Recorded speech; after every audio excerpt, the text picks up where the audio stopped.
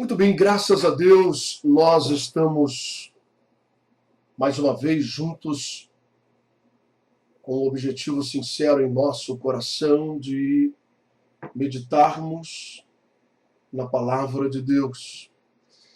E hoje eu tenho a minha Bíblia aberta comigo aqui no Evangelho segundo Mateus, no capítulo de número 13, e eu quero ler com você uma parábola, uma pequena história criada por Jesus e refletir sobre as verdades que elas estão inseridas nesta história que ele criou. As parábolas são exatamente isso. É uma forma que Jesus criou de facilitar o entendimento das pessoas para as verdades espirituais. Assim, ele contou muitas histórias, muitas parábolas. E uma delas está aqui a partir do verso de número 24, onde ele diz assim: o reino dos céus é semelhante ao homem que semeia boa semente no seu campo. Mas, dormindo os homens, veio seu inimigo e semeou joio no meio do trigo e retirou-se. E quando a erva cresceu e frutificou, apareceu também o joio. E os servos do pai de família, indo ter com ele, disseram: Senhor, não semeaste tu no teu campo apenas a boa semente? Por que tem então agora o joio no meio dela? E ele lhes disse: o inimigo é quem fez isso. E os servos lhe disseram: queres, pois, que vamos arrancá-lo? Porém, ele lhes disse: não, para que ao colher o joio não arranqueis também o trigo com ele. Deixai crescer ambos juntos até a ceifa.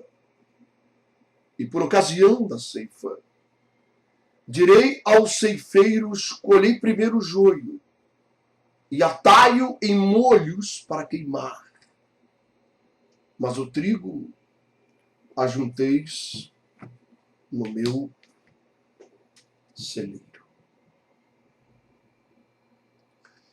Bem, eu acredito firmemente que a grande maioria de todos vocês conhecem bem essa história.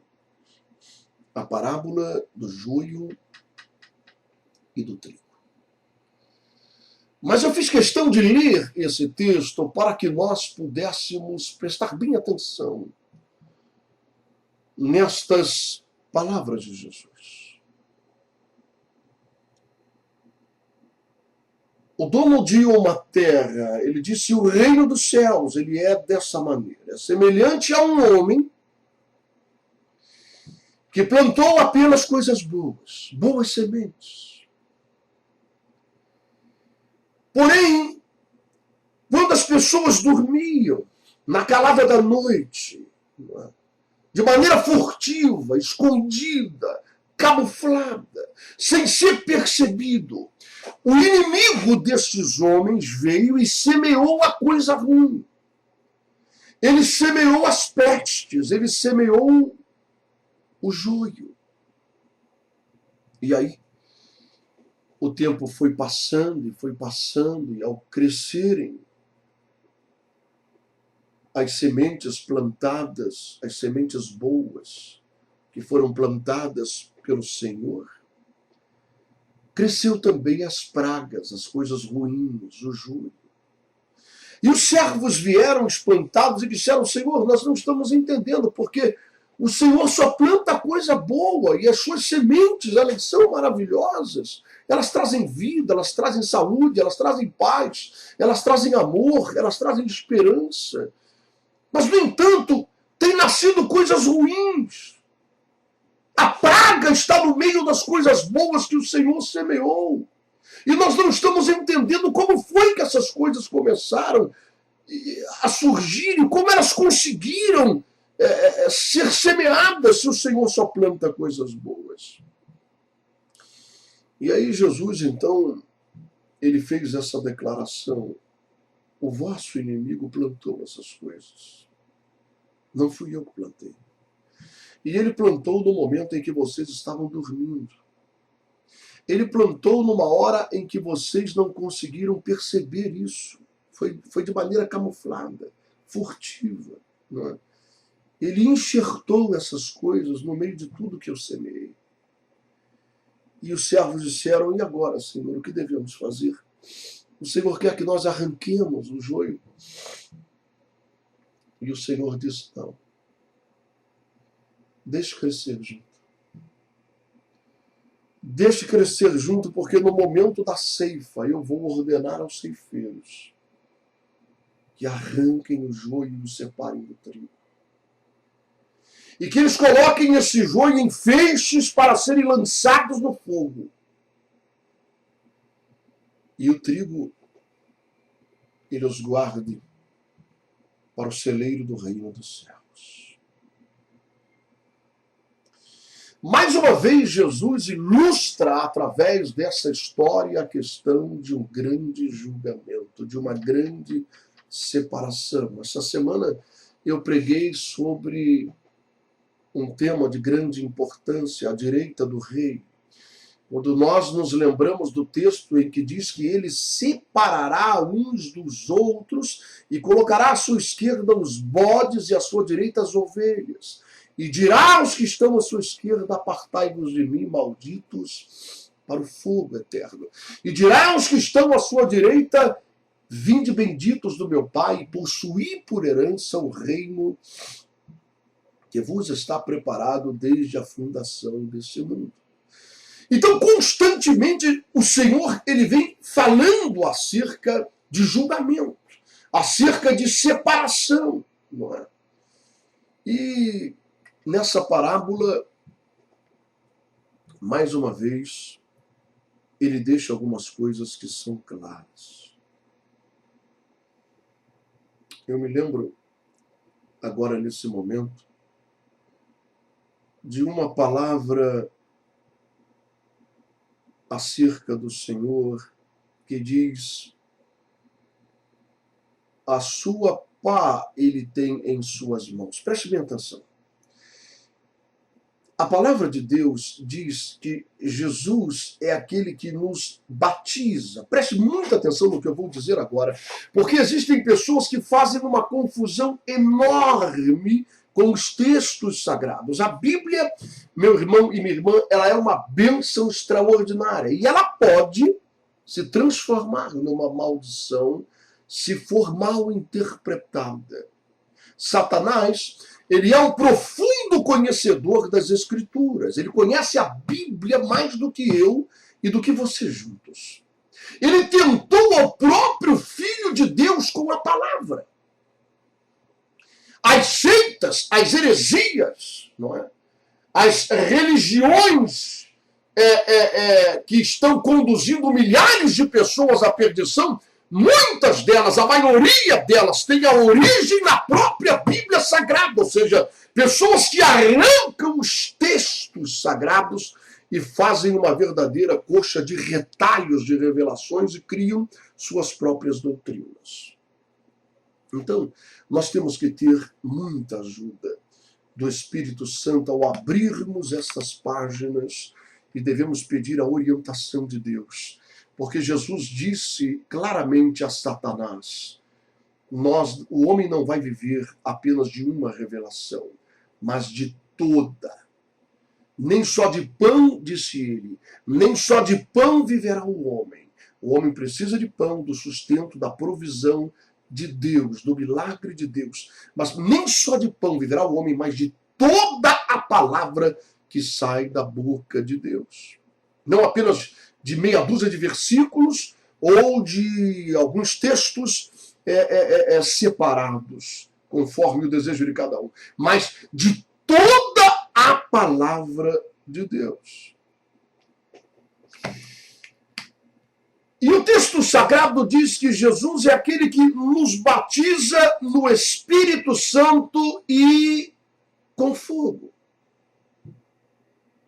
E aí eu encontro muitas pessoas inadvertidamente, graças a Deus que o Senhor não leva em consideração o tempo da ignorância, mas muitas pessoas que de maneira inadvertida começam a clamar fogo do céu sobre ele.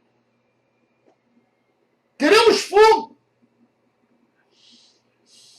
Mas a questão é que esse texto sagrado não está associando o fogo a nenhuma virtude e a nenhuma bênção de Deus.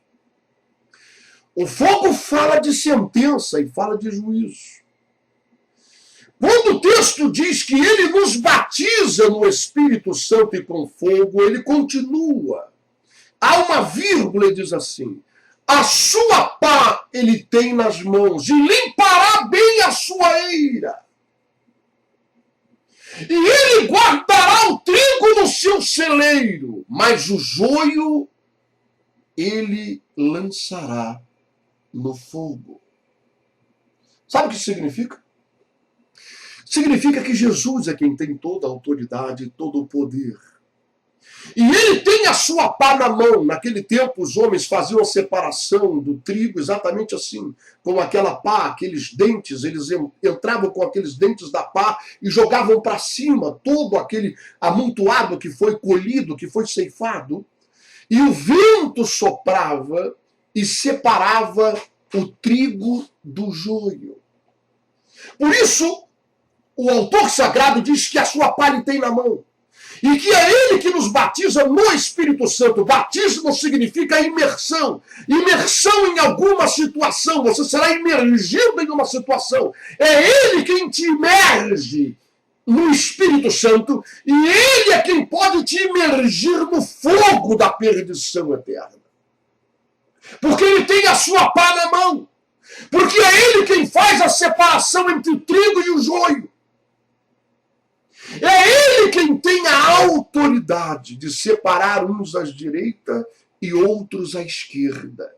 É ele quem dará a sentença. Sabe o que a Bíblia diz? A Bíblia diz: não temam ao homem. Porque o homem, o que ele pode fazer é matar o corpo. Temei antes aquele que, além de matar o corpo, ainda pode mandar a tua alma para o inferno. Esta parábola do joio e do trigo e a ordem de Jesus nessa parábola de que não se arranque o joio do meio do trigo é assustador. Porque ele deixa sobre os meus ombros e sobre os teus ombros a capacidade e a necessidade de discernirmos o que é joio e o que é trigo. Ele não irá arrancar. Ele veio e semeou apenas coisas boas. Ele veio e semeou apenas sementes de amor, de alegria, de libertação, de quebra de maldições, de cura. Ele veio e semeou nessa terra sementes do reino dos céus. Mas embolado nisso, misturado a isso, veja que o inimigo não fez uma outra plantação. Veja que o inimigo não foi semear as maldades, a pornografia. Ele não foi semear a perversão sexual, ele não foi semear a mentira, a vaidade, a arrogância e toda espécie de semente ruim. Ele não foi semear em outros campos, ele veio semear de maneira furtiva no campo do Senhor. E o Senhor disse aos seus servos: não arranque isso. Não arranque, porque o joio, ele ao crescer, ele é bem semelhante ao trigo. Eu não sei se você já viu uma fotografia ou em uma reportagem, mas o joio, ele é exatamente igual ao trigo. A única diferença é que o trigo, quando está chegando o momento da ceifa, ele se quebra. Porque os grãozinhos são produzidos ali, ele tem fruto, e ele, pelo peso daqueles frutos, ele se dobra, porque a sua haste é bem fina. Então ele se dobra. Já o joio, ele é vazio. Ele é igualzinho ao trigo, ele tem aquelas mesmas coisinhas, aqueles mesmos espetinhos. Mas ele não tem fruta, ele não tem trigo lá dentro. Ele é vazio, ele é oco, ele só tem a aparência. E ele permanece ereto, ele permanece de pé. Não há quebrantamento. Nesta hora é que é feito a ceifa. Nessa hora que se corta e se faz a separação entre o joio e o trigo.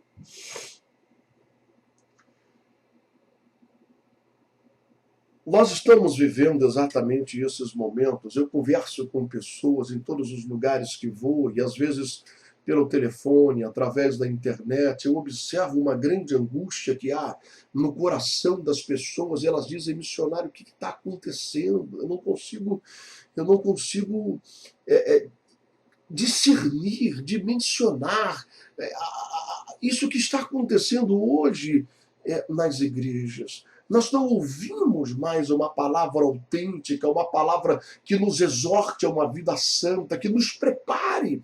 E uma vez uma pessoa me disse: missionário, para falar a verdade, eu sinto que eu não estou preparado para me encontrar com Jesus. Eu não estou preparado para me encontrar com Ele. Eu sei que isso vai definir a minha eternidade. Sabe? E quando eu olho para mim, não é? Podem me profetizar o que quiser, podem falar o que quiser, mas quando eu olho para a minha vida, eu percebo que eu não tenho ganho uma alma sequer para Jesus. Eu vou à igreja, eu dou minhas contribuições, eu sei cantar alguns corinhos, não é? Eu participo de algumas campanhas, estou sempre por ali no bolo, mas eu tenho medo de encarar a face do Rei dos Reis. Porque, na verdade, missionário, me disse essa pessoa, eu conheço a Bíblia e eu sei que nem todo que diz Senhor, Senhor entrará no reino dos céus, mas aquele que fizer a vontade do Pai. E eu, na verdade, disse ele, eu sei que eu não estou fazendo a vontade do Pai. Eu sei que não é isso.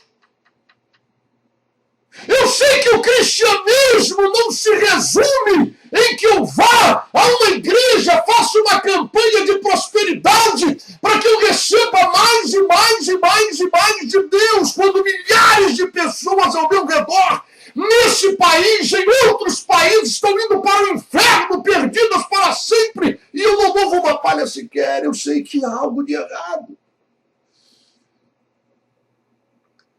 Sabe, feliz é a pessoa que ela tem a capacidade de se olhar no espelho, de encarar os fatos. Isso é um bom sinal, é um ótimo sinal. O pior cego, diz aquele ditado, é aquele que se nega a ver a verdade. A Bíblia diz que no final dos tempos se levantariam falsos profetas, enganariam a muitos, fariam sinais e prodígios, se possível enganariam até os próprios escolhidos. E que muitos seriam enganados. Veja essa expressão, muitos seriam enganados. E que uma característica do falso profeta é aquele que diz paz, paz, paz, quando não há paz. E outra característica é que eles curam de maneira superficial a ferida do povo, dizendo a eles: nenhum mal virá sobre vós, nada vai acontecer com vocês. A vida cristã é essa aqui, vamos seguir por esse caminho. De maneira, meu irmão, minha irmã, você que me ouve agora em algum lugar, que hoje a maioria das pessoas vive aquilo que Paulo chamou de outro evangelho. Aquilo que Paulo classificou de maldito.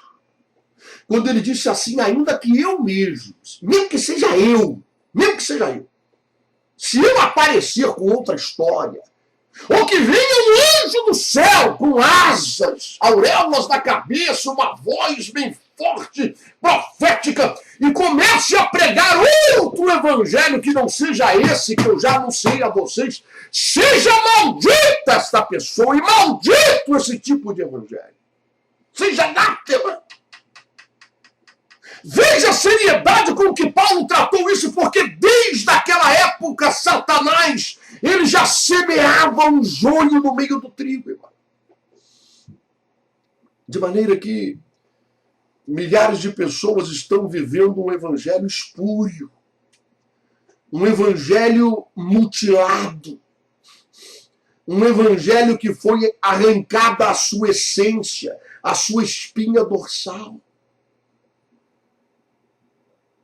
Sabe, não espere que Deus envie um anjo do céu para arregalar os teus olhos e te forçar a ver a verdade. Esse joio não será arrancado agora, nós precisamos discernir, nós precisamos ver, nós temos a Bíblia Sagrada, nós temos homens e mulheres ungidos pelo Espírito Santo para alertar ao povo acerca dos falsos profetas, acerca da ilusão, acerca de um evangelho que é maldito, que é inspirado por Lúcifer e que tem conduzido milhares de pessoas à perdição. Eu tenho pregado constantemente e eu tenho dito às pessoas, não se iludam, Satanás não quer e não precisa. Ele não quer e não precisa levar nenhum de vocês que frequentam a igreja para Cracolândia. Ele não precisa levar vocês para os inferninhos da cidade. Ele não precisa levar vocês para encher a cara de cachaça e tombarem numa esquina qualquer. Ele não precisa que vocês sejam usuários de droga. Para ele é pior. Porque ele conhece a Bíblia e ele sabe que o estado de mornidão é o que mais interessa a ele. Porque o próprio Jesus disse, quem dera você fosse frio ou quente, mas porque és morno, estou a ponto de te vomitar da minha boca. Satanás sabe que quando a pessoa está lá, jogado na lama, como aquele rapaz da parábola do filho pródigo, quando a pessoa está lá nas drogas, quando a pessoa está lá na escuridão, no esgoto dessa vida, ele sabe que está caminhando para o inferno, ele sabe que está perdido, ele tem consciência disso, e como aquele rapaz da lama dos porcos, ele pode recobrar o juízo e correr para os braços do Pai, mas o mundo não! O mundo ele acha que vai para o céu! O mundo ele acha que tudo está bem, o mundo é cego. O mundo pensa que é rico, abastado e que não tem falta de nada, mas ele não sabe que na verdade ele é um coitado, miserável, pobre, cego e nu.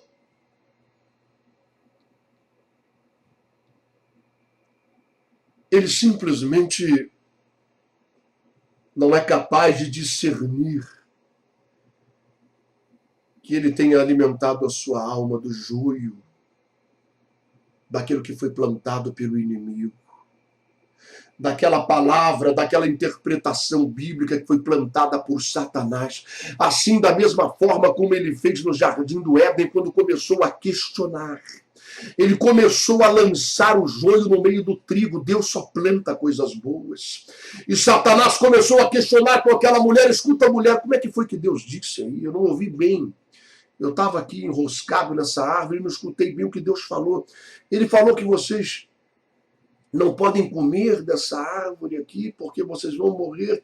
E começou a travar uma conversa com a mulher. Disse, não, olha, você interpretou de forma errada. Você não escutou direito o que Deus disse. Porque você acha que ele vai matar você? Isso é um absurdo. Isso é uma interpretação errada. Deus jamais fará isso. Ele está com medo que vocês sejam como ele, comendo do fruto do conhecimento do bem e do mal. E assim vocês serão como ele, tendo conhecimento de todas as coisas. Só falta isso. Então Satanás, ele lança o joio no meio da palavra, daquilo que é semeado por Deus. E hoje em dia, quantas pessoas estão assim? Eu pergunto para você. Sabe, uma vez Deus ele me deu uma revelação profunda em um lugar muito especial, que foi o cenáculo lá em Jerusalém, aonde se deu a Santa Ceia do Senhor. Você conhece bem esse texto? Eu estive lá no local algumas vezes. E numa delas, Deus me trouxe uma revelação profunda sobre o que aconteceu ali. Quando João pediu a Jesus que lhe dissesse, porque todos estavam aflitos, quando ele disse, um de vós vai me trair. E todos eles ficaram aflitos, porque todos eles começaram a examinar a si mesmos. Não é? Por isso é que Paulo recebeu essa revelação e disse, examine-se o homem a si mesmo. Não é ninguém que tem que te examinar, você que tem que fazer uma autoanálise da sua vida. Quando Jesus disse, um de vós vai me trair, ele forçou esses homens a fazer uma análise da sua vida, do seu comportamento. Não é? Eles eram homens cheios de vaidade, eles brigavam entre si para ver quem deles era melhor. Não é? Quem deles ia abrir a igreja maior, quem deles expulsava o capeta mais furioso. Quer dizer, havia muita vaidade, muito nariz empinado, muito peito erguido. Não é? E eles começaram a examinar tudo isso, a ver tudo isso.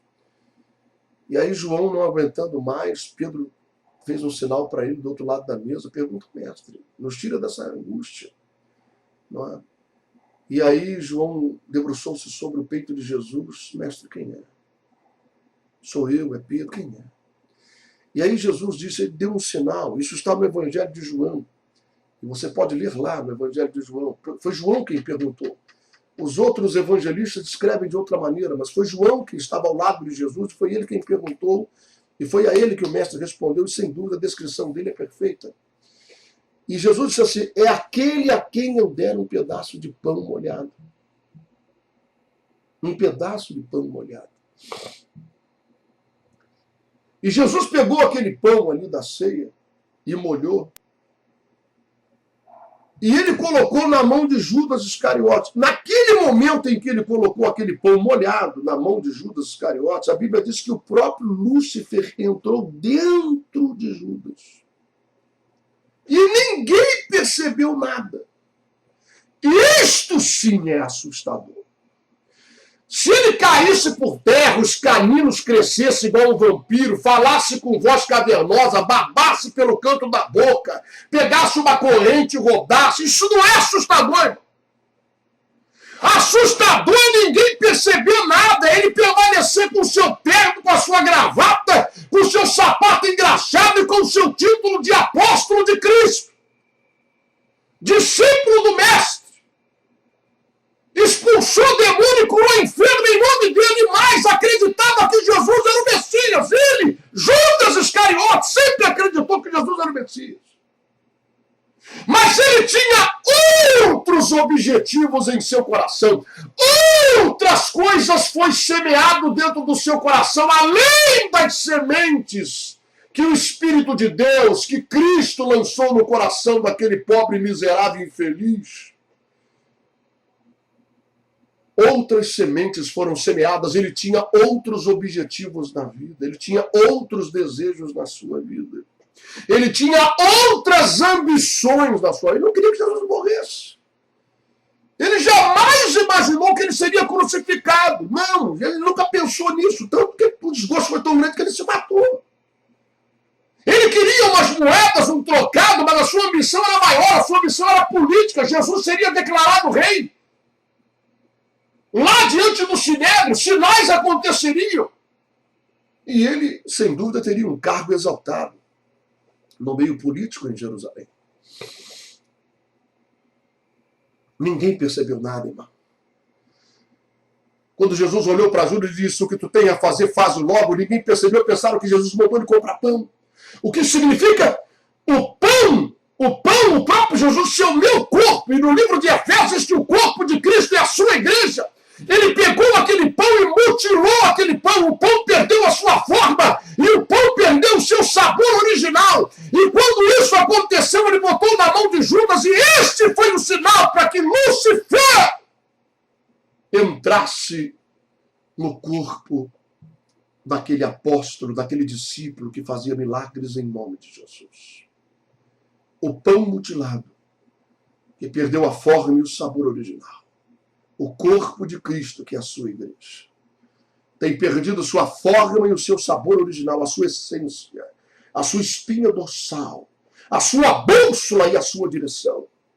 Meu irmão e minha irmã, eu preciso encerrar essa mensagem.